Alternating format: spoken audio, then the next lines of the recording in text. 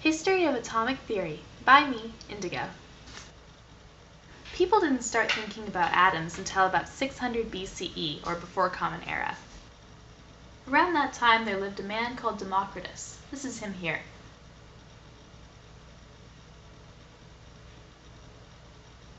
By the way, I'm drawing from a picture, and in that picture he kind of looks like he's wearing some sort of fur toupee or hat. It's pretty awesome. I want a fur toupee. Anyway, Democritus was the first to ask the question, if you have a piece of matter, and you break it in half, and then you break that piece in half, and break that piece in half, and keep breaking it in half until you can't break it in half anymore, what would you have?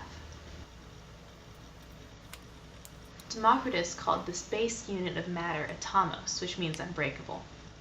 Each type of atomos, or atom, is a different size and shape.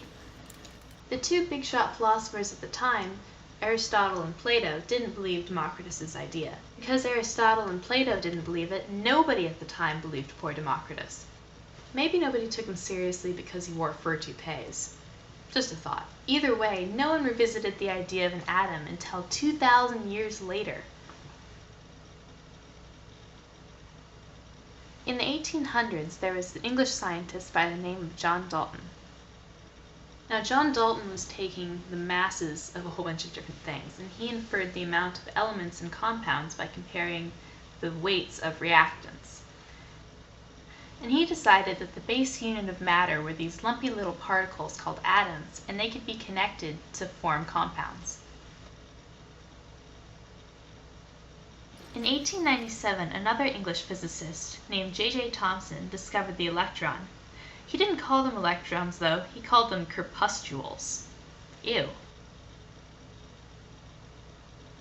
He also came up with the first model for an atom, which is basically a particle with a positive charge that's embedded with electrons, which have a negative charge. He called this the plum pudding model because I guess the two things look the same.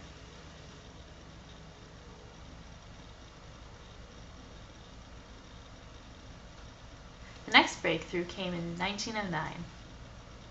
A scientist by the name of Ernest Rutherford conducted a series of experiments to see how atoms behaved. Basically, he shot a whole bunch of alpha particles at a piece of gold foil only a few atoms thick. Alpha particles are a type of ionizing radiation ejected by the nuclei of some unstable atoms. He expected the alpha particles to go right through the gold foil because he thought the atom looked like how Thomson said it looked. In the plum pudding model, all of the positive charge is spread out evenly. No one part of the atom would deflect the alpha ray, and it would go right through. This is why he was surprised when the particles went in all directions. There was something deflecting the alpha ray. Based on this evidence, he redesigned the structure of the atom.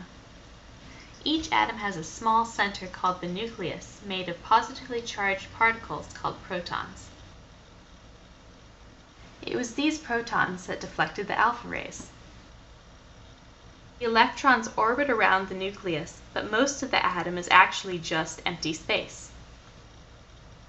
In 1913, another scientist called Niels Bohr was studying Rutherford's work. Rutherford's model wouldn't work, he said, because in most cases the electrons would clash into each other on their orbit. Instead, he said, the field of electrons must have layers in which each electron could have its orbit. These layers were set up so that the more powerful an electron was, the further away it would have to be from the nucleus. When an electron gains energy, it moves a couple layers further from the nucleus. When an electron loses its energy, it relaxes back to its previous orbit. This energy release leaves the atom as a photon of light. In 1926, there was a scientist named Erwin Schrödinger, and Schrödinger disagreed with Bohr. He said that electrons, instead of being particles, were in fact waves. He proved this using quantum mechanics, saying that there were clouds of electrons around the nucleus, and there are higher probabilities of electrons being in specific places in that cloud. In 1932, a scientist named James Chadwick was taking the mass of atoms, and he found that the number of the atom's mass was twice the number of protons in the atom. He discovered a third part of the atom and called it the neutron. There are the same number of neutrons and protons in an atom, and they are roughly the same mass. Neutrons have no charge. Also in 1932, there was another man studying atoms. His name was Heisenberg. No, not that Heisenberg, silly, Werner Heisenberg. He looks more like this. Heisenberg theorized that both Schrödinger and Bohr were right.